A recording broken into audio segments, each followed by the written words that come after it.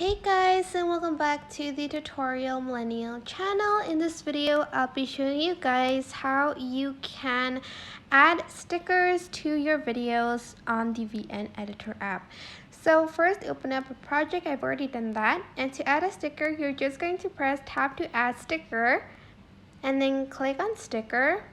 Some of them you have to pay for it for the pro one, but most of them are free. I'm just going to select the frame one. I'm just going to choose this one, and then I'm just going to resize it so it fits the whole video. Then I'm just going to press the check mark button. And that is basically it. I hope this tutorial was helpful for you guys. Don't forget to like, comment, share, and also subscribe to this channel if you haven't done that.